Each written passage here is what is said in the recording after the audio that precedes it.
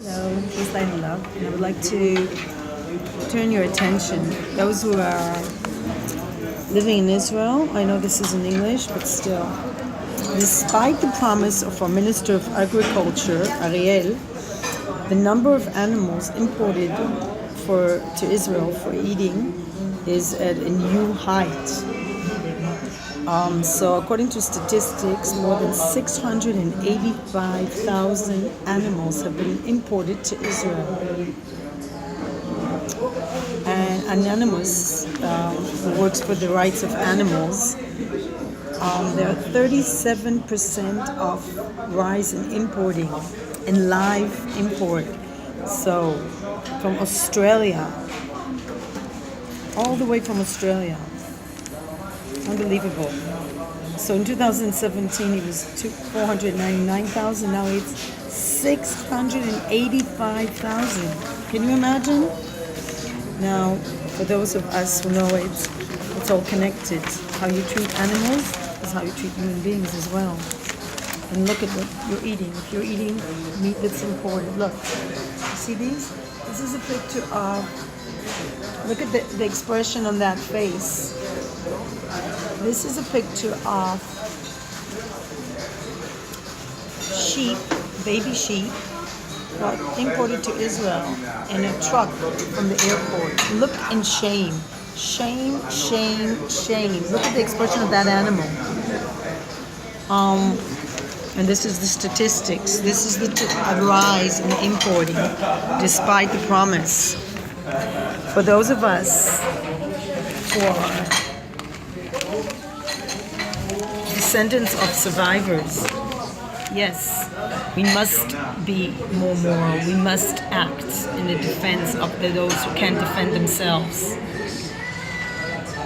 I'm just so horrified that this is continuing, that we call it meat. It's not meat, it's animals. Animals, not meat.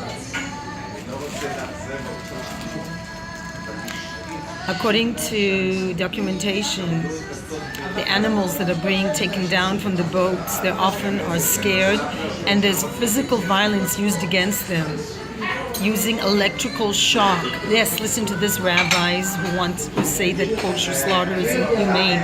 They use electrical shock to intimidate those animals. Because who wants to die? Do you want to die? Why do you assume that this poor animal from Serbia wants to die?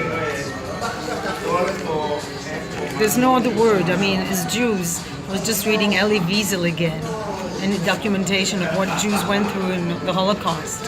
How can we, who know what it's like to have family, who, even if it was ancestors, who were treated... This is the model used for the Nazis. They dehumanized humans, and dehumanizing animals, I mean, not giving them any... It's not dehumanizing, but it's descending into a low level. They're not humans, but they're still living beings who want to live and breathe just like you and me. It's horrible. They're being trampled upon by other animals. This is exactly how the Jews were being treated, by the way. The animals, so I'm talking to the agriculture minister, a man who has religious beliefs according to the yarmulke on his head. This is how you treat animals? This is kosher slaughter? I don't think so. Kosher means treating animals humanely, not using electrical shock. They're being trampled upon by other animals. They are crowded in ships 3 weeks. They cannot breathe. There are dying and sick animals, and then they are thrown from the ship. They're thrown to the ocean. This is documentation by animal rights. And this is the reaction of the Ministry of Agriculture in Israel.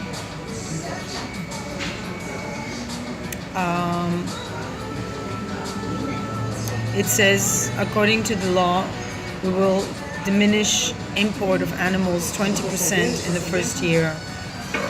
And in the next decade, we will not enable live imports of animals. But because of the Knesset now is dispersed. So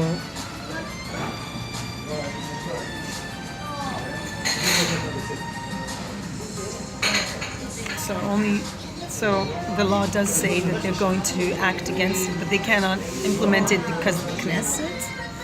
I don't know. We have shutdown of government here. That's what it means if they're not acting. And there's no excuse. There's just no excuse. Just the face of that animal. Look at it. He's like love, but we have to